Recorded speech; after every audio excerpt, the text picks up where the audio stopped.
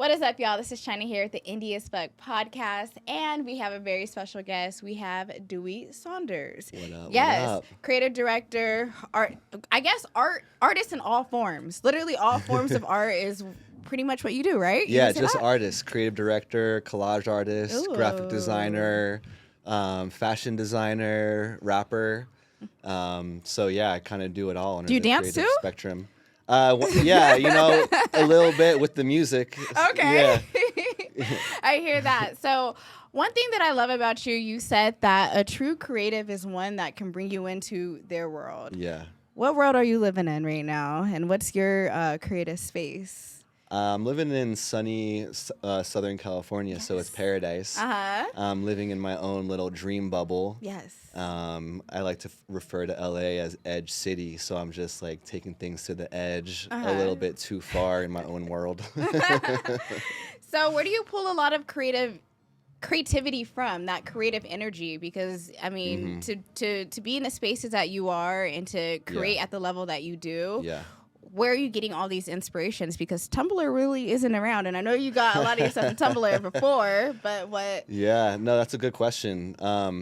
I still feel like a Tumblr kid because honestly, my first Tumblr was all of the printed matter and magazines and books I was collecting. Uh-huh.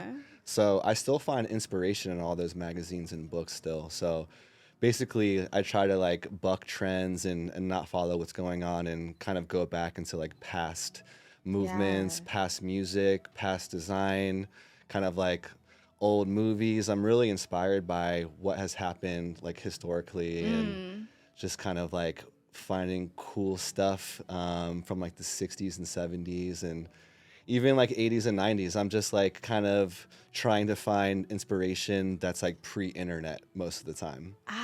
So with doing that, that's just doing like a lot of research and I guess like how would you do that since Yeah. everything is so internet based Totally. right now? No, it's definitely like research heavy, and I'll be like kind of collecting at flea markets and like old bookstores and estate sales and kind of just like trying to find the gems in the rough and like the needle in the haystack, anything with a little bit of spark of creativity. Nice. Okay, Yeah. so the spark of creativity. Let's talk about collage art. And I guess doing my research on you, I Yeah. didn't realize how much of an art form that was. You know, like I see collage art all the time. Totally. But how much time and the creativeness behind it to piece all of these pieces together to make it one piece of art is actually like, I feel like next level. Thank you. I feel like Thank that's you. really next level. It's almost like, because it's like a puzzle piece. It is. At the end of It's the day, like right? it's like a puzzle where you're kind of making your own pieces as you go along. But you know, it's my favorite medium because you can kind of take it so far, like as far as layering and collaging and laying different pieces on top of each other. There's really no ceiling of what you can do. So Right. I'm just like scratching the surface still on like the analog style, but it's definitely my favorite medium and kind of like unpredictable. And I love the spontaneous nature of collage because sometimes I don't know what's going to happen on the desk. And then all these things start to combine out of nowhere. And it's almost like magic. I just have to trust the process. And it's really an interesting medium in the sense that a lot of it's like unplanned. And you Yeah. really have to go along with the stream of creativity. Yes. And I feel like it's, when you say it's limitless, like I feel like Yeah. it's faster than illustration. So you can just really get that thought out, right? Yeah, and that's kind of why I loved it because I was an illustrator before and all my drawings used to take so long, but then I was like covering up stuff that I didn't really like in my sketchbook and they were turning out to be collages and just like using the photography was so immediate that I felt like I was saving time and making stuff that was a little bit more powerful than my drawings at the time. So I just naturally started collaging just like through the process of making art. Wow. Would you say that's your favorite form to this day? Definitely. And I'm starting to push it so it's not really just static. Like I've been animating it more and kind of like moving into motion. So there's so many levels to collage to the point where I'm starting to think about the art form in like music video terms, you know? Right.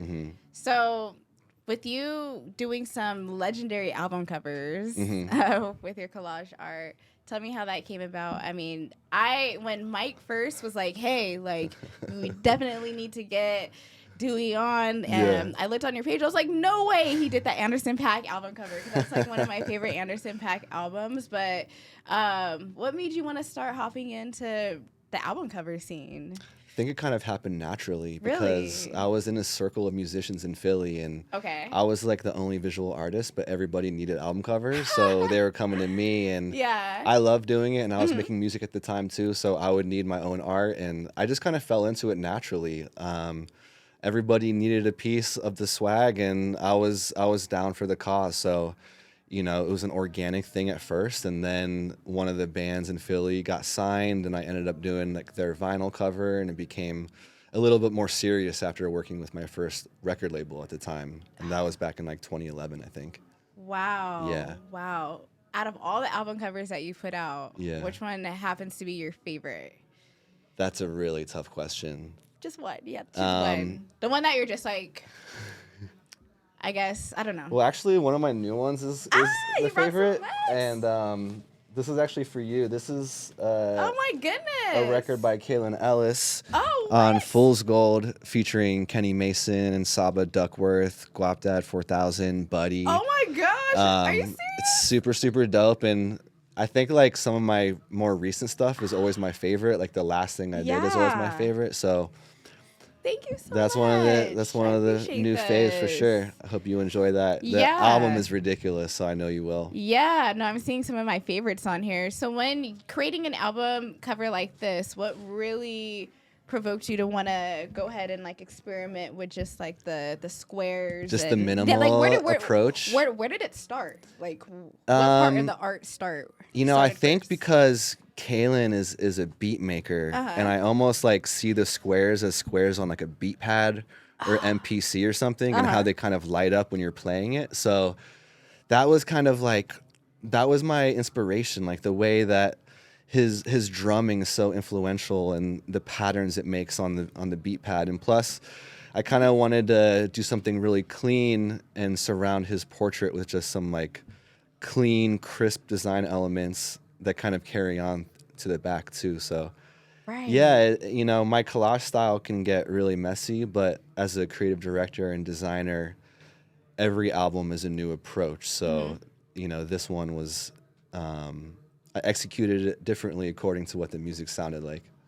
Do you normally have to listen to the album first before developing the album cover? That's a really good question. For some of projects that I've done, I wasn't even allowed to listen to the album because of like major label agreements and NDAs and so on and so forth. But what I do in that case is kind of I'll make like a playlist of the artist of like their past stuff that I'm into and kind of like think about the direction that way. But I think when I get the album, and this was the case for this album, I definitely listened to the album a bunch of times while I was making this.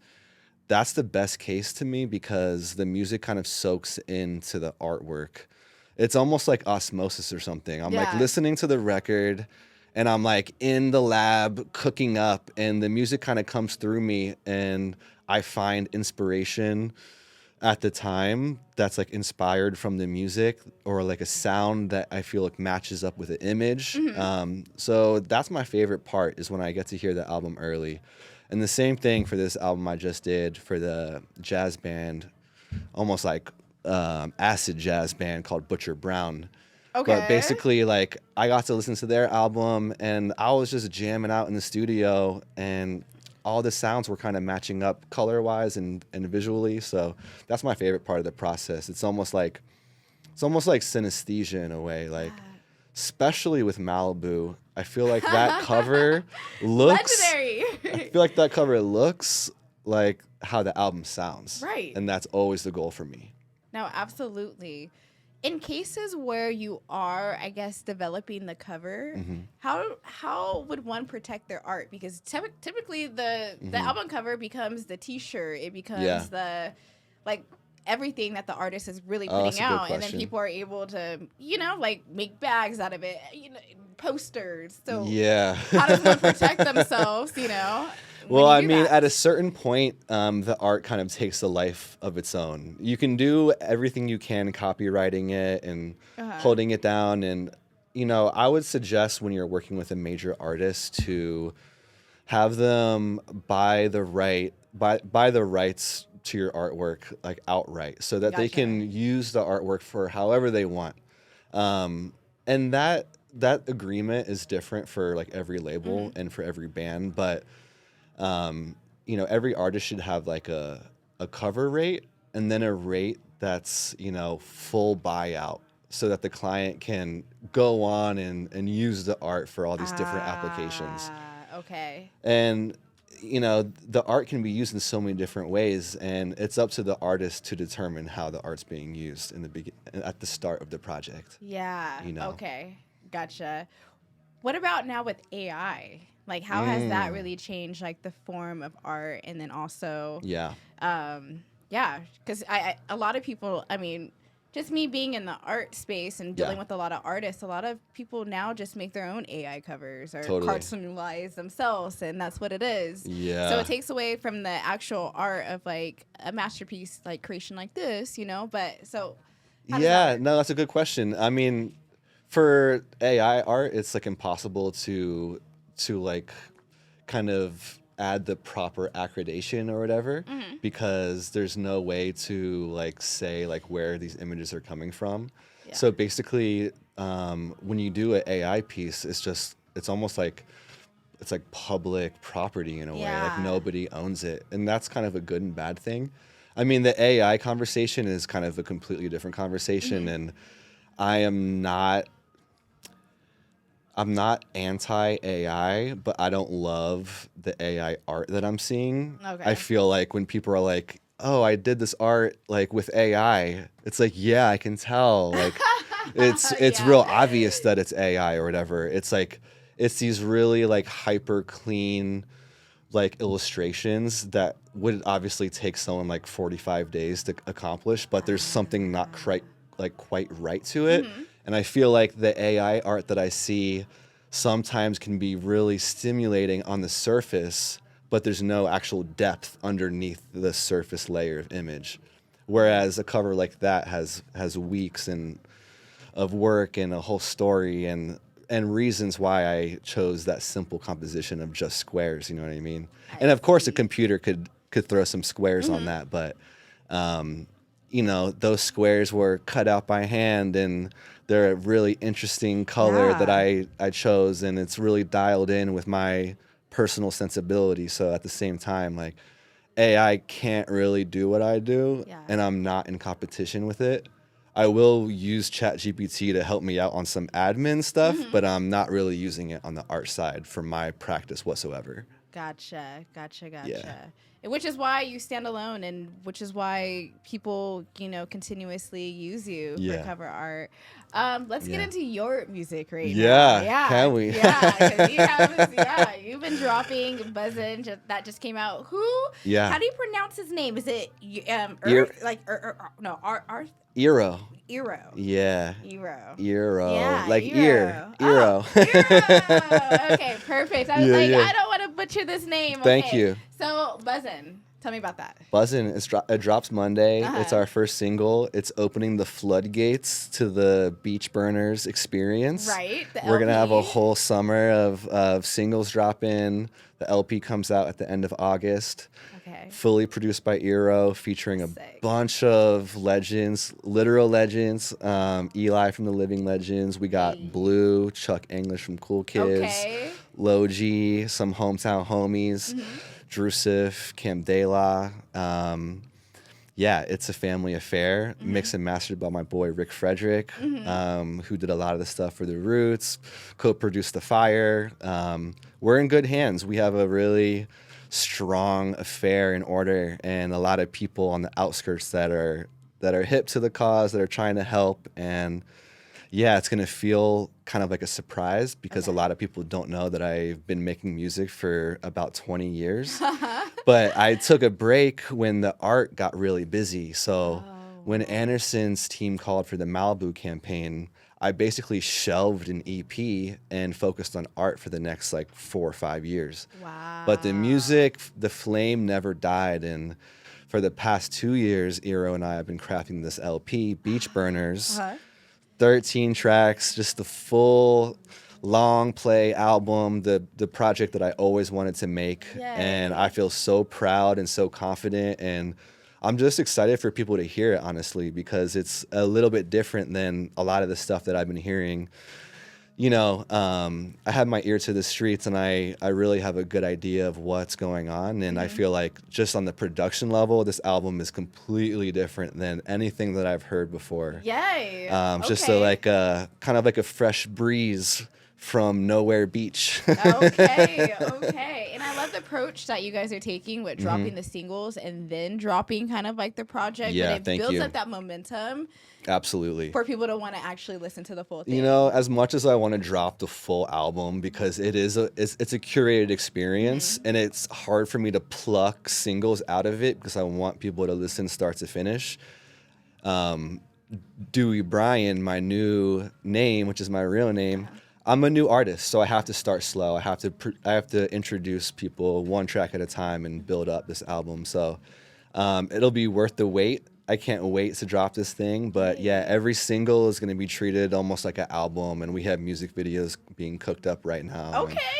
Yeah, it's been really fun, and we have a whole merch program, and this is one of the shirts for the album. Oh, and sick.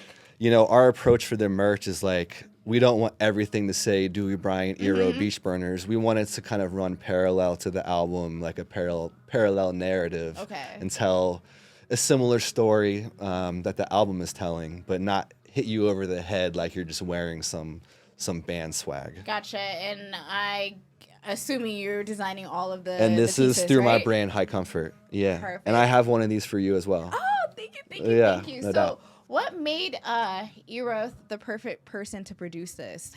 What makes you guys collab together so well? He's just a soulful dude, and he has the craziest ear for loops. And he's like a loop digger, kind of like Madlib or somebody. He collects dusty records. He has a really good ear and a good taste in music.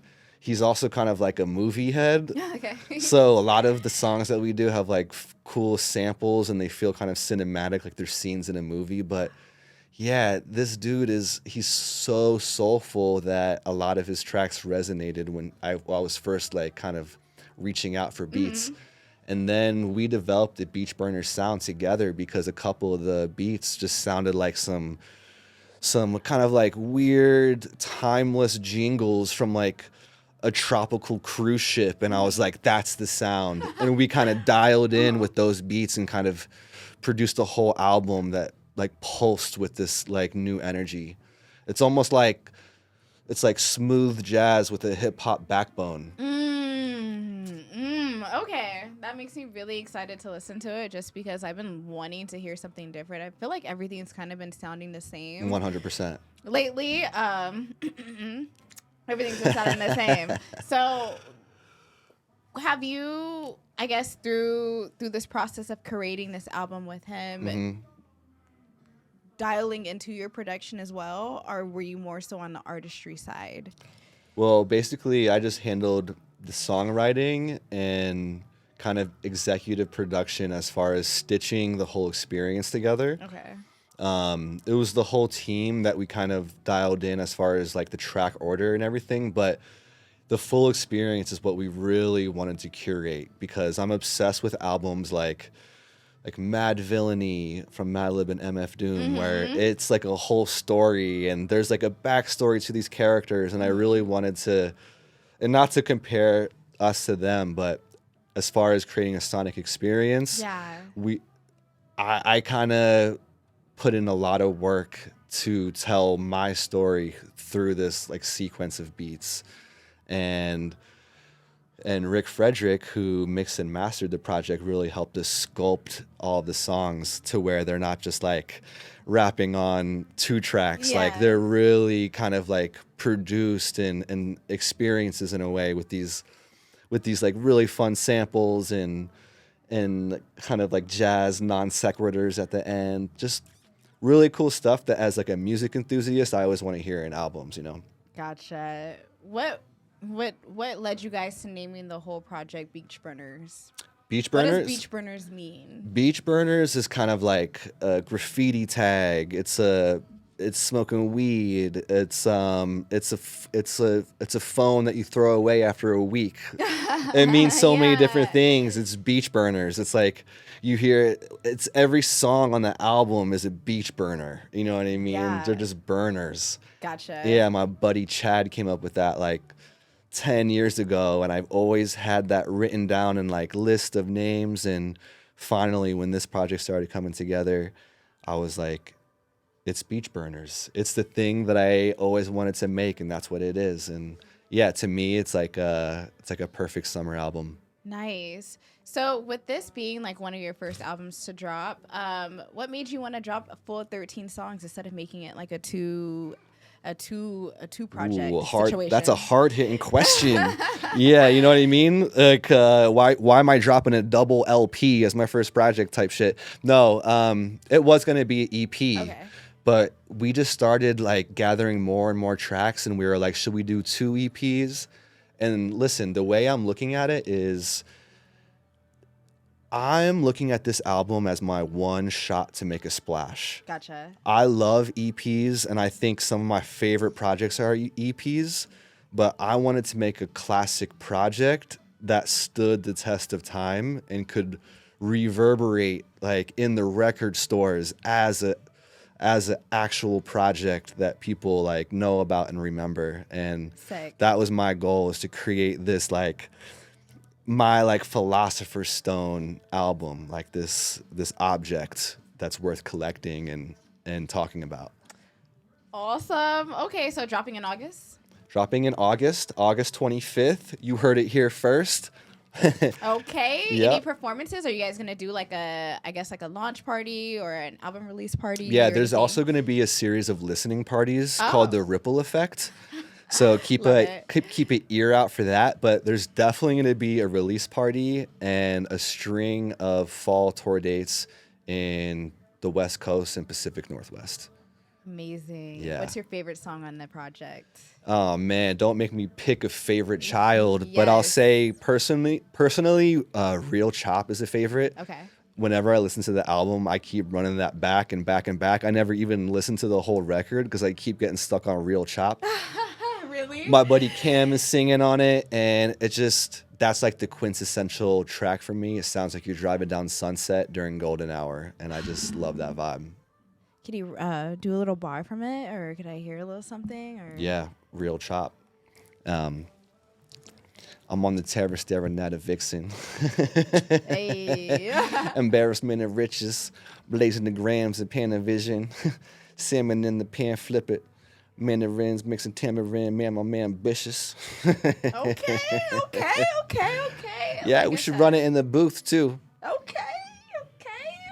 So, as you guys know, this is about to be one of the most fire projects of the year. I'm really excited. Thank you. And just seeing all the lanes that you're going through. And it's so cool that you didn't give this up. You know, you could have completely focused on just like your brand, because that's very successful. Your art is very successful. No doubt. But the fact that you're picking up on the passions that still really mean a lot and putting that effort to really give this amazing gift to the world.